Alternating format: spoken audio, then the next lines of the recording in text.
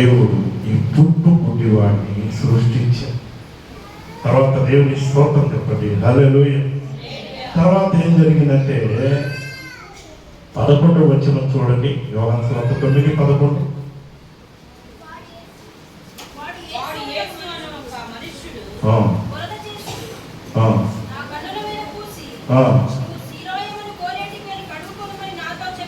చెప్పాను, నేను వెళ్ళి కడుగుకొని చూపు పొంది తిన్నా నేను. అయితే దేవుడు పెట్టారా, ఆ మార్గాన పోతున్న ప్రభువుని వెంబడించాడు. ఏమని కేకలేసాడా? కేకలేసినట్టుందా? అక్కడ ఉందా? చూడండి, లేదు. అయితే ప్రియమైన దేవుడు పెట్టారు, ఒకసారి జ్ఞాపకం చేసుకున్నాం. చదవండి. ఏం చేశారు?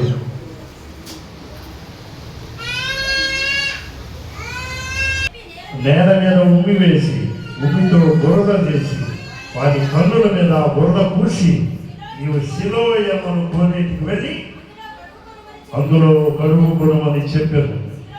శిలోయమను మాటకు పంపబడిన వాడని అర్థము.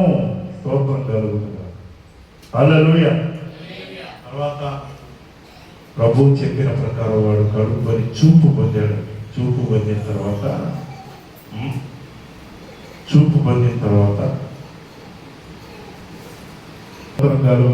హల్లెలూయా. కనుక చూపు పొందిన తర్వాత అక్కడ ఉన్నటువంటి పరిసయ్యులు, శాస్త్రులు ఏం చేశారు? వాటిని వినిపించి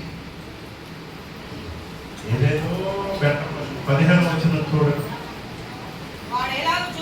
వాడు ఎలాగూ చూపు పొందెను,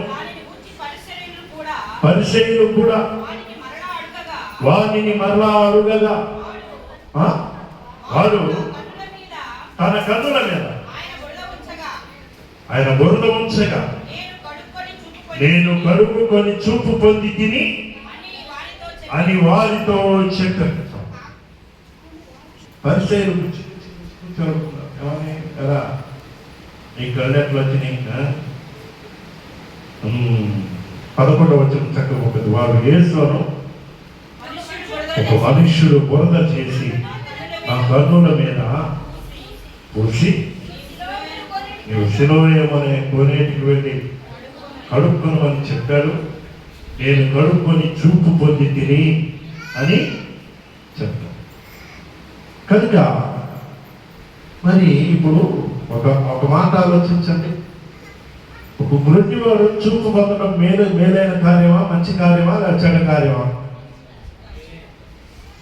అని పరిచయానికి అది గొప్ప కార్యం కాదు,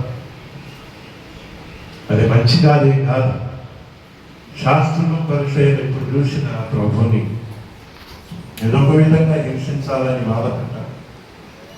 ఏదో ఒక విధంగా ఆయన పట్టుకొని ఏదో ఒక మాటలో తప్పుపట్టాలని, రాళ్ళు చంపాలని ప్లాన్ చేస్తున్నారు శాస్త్రులు. కనుక ఈలోపు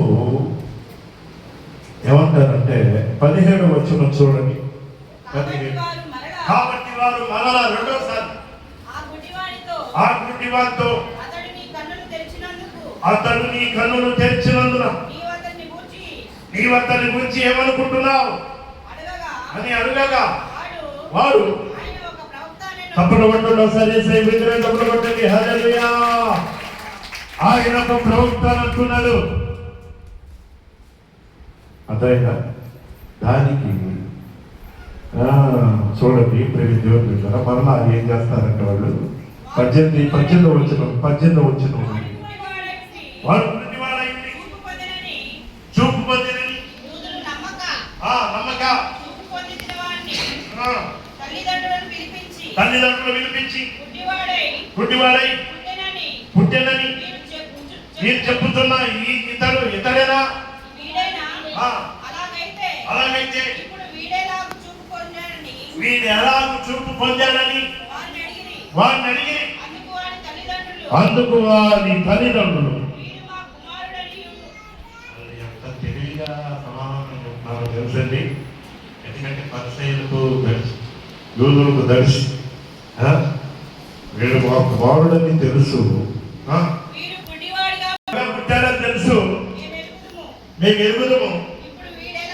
ఇప్పుడు వీడు ఎలా చూస్తున్నారో మేము ఎరుగము. వాడినే అడగండి. వాడు వయసు వచ్చిన వాళ్ళని తప్పించుకున్నారండి తల్లిదండ్రులు. వాడిని అడగండి. వాడు వయసు వచ్చిన వాడు సుమారు 40 సంవత్సరాల వయసు ఆ కార్యం పొందినవాడు. దేవుని స్తోత్రం చెప్పండి. హల్లెలూయా. పిచ్చి యేసయ్య మహిమ కార్యం బయటపడకుండా చేయాలని పరిచర్యలు చేస్తున్న ప్లాన్లన్నీ ఆ గుడ్డివాడు ఏం చేశాడంటే చక్కగా మరలా ఇంకోసారి మీరు తేరా చూడండి. 9వ అధ్యాయం 24, 25 వచనాలు, 27 వచనం. కాబట్టి వారు మనుష్యుని రెండవ మారు పిలిపించి, నువ్వు దేవుని మహిమపరచు. ఈ మనుషుడు అనగా యేసుక్రీస్తు గురించి అంటున్నారు. ఏమని? ఈ మనుషుడు పాపి అని మేము ఎరుగుము. వాడేమంటున్నారో తెలుసా? వినాలి మాట. ఆయన పాపియో కాడు నేను ఎరుగును, ఒకటి మాత్రము నేను ఎరుగుదును, నేను గుడ్డివాడను. ఇప్పుడు చప్పలు కొట్టండి ఒకసారి, దగ్గరగా చప్పలు కొట్టండి. ఆయన పాపియో కాడు నేను ఎరుగును, ఒకటి మాత్రము నేను ఎరుగుదును. ఏంటంటే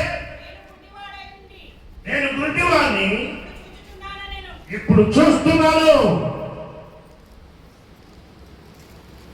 దేవునికి మహిమ కలుగునుగా. హల్లెలూయా, హల్లెలూయా, హల్లెలూయా.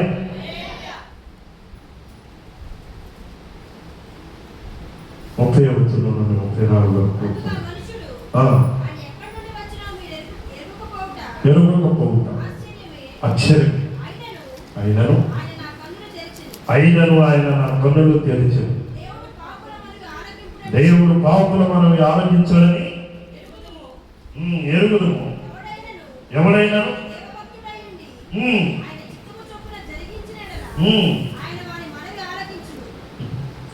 చూడండి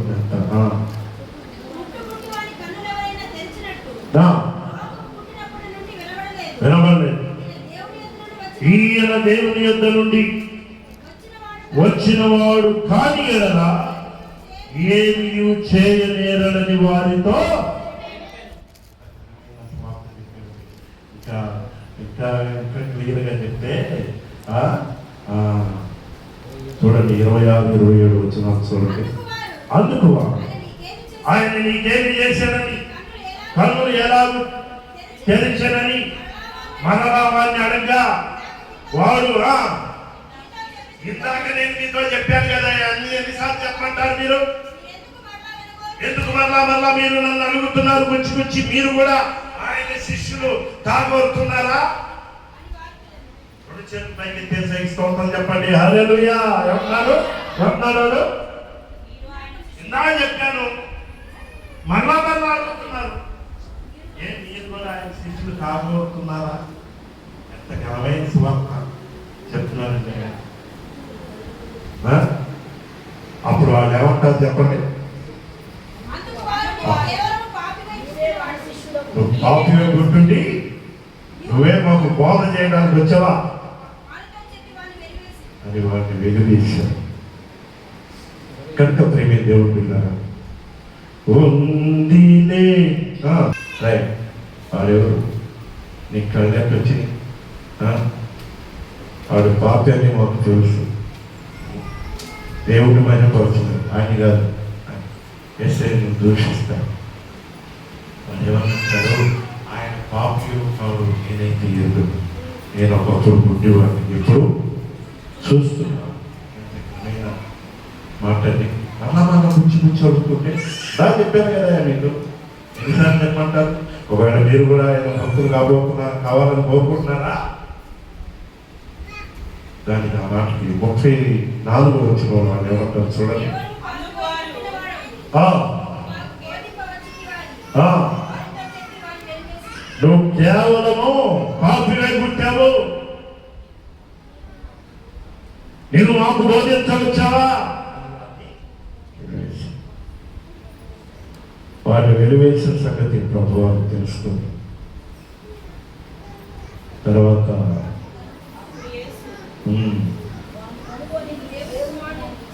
ఏమంటున్నాడు? అందుకు వారు, ప్రభా నేను ఆయన ఏదో విశ్వాసం ఉంచుతాను. యేసు, నీవు ఆయన చూస్తున్నావు, నీతో మాట్లాడుతున్నవాడు ఆయనే నేను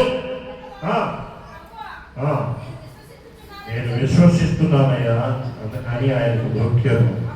అప్పుడు యేసయ్య అంటున్నాడు, చూడని వారు చూడాలి, చూచువారు గుడ్డివారు కావాలని వారు తీర్పు నిమిత్తం నేను ఈ లోకానికి వచ్చి తినని చెప్పాను. అందుకు చుట్టుపక్కల ఉన్న వాళ్ళందరూ ఏమంటున్నారో తెలుసా? పరిచయంలో కొందరు ఈ మాట విని మేమంతా గుడ్డివారమా అని. అందుకు యేసు, నిజంగా మీరు గుడ్డివారైతే మీకు పాపం లేకపోవడం కానీ చూస్తున్నామని మీరు ఇప్పుడు చెప్పుకొచ్చున్నారు కనుక మీ పాపము నిలిచి ఉన్నది. మీరు దేవుని ఆశ్చర్యకార్యాలు చూస్తూ కూడా చూడనట్టుగా ఉన్నారు, గుడ్డివారుగా ఉన్నారు. దైవత్వం యొక్క గొప్పతనాన్ని మీరు గుర్తెరగని వారిగా ఆ కొరింథీయులకు రాసిన 2వ పత్రిక 4:4 ప్రకారం మనోనేత్రాలను గురుడితనము కలిగి ఉన్నారు. కనుక మీ పాపం నిలిచి ఉంటుంది అని వారిని హెచ్చరించారు. శాస్త్రుల పరిచయ లక్షణాలు ఇంటి మీద చదువుకోండి, చక్కగా వ్రాయబడింది. మత్తయి సువార్త 23 వస్తాయి. కనుక మన టాపిక్ ఏం చెప్పండి?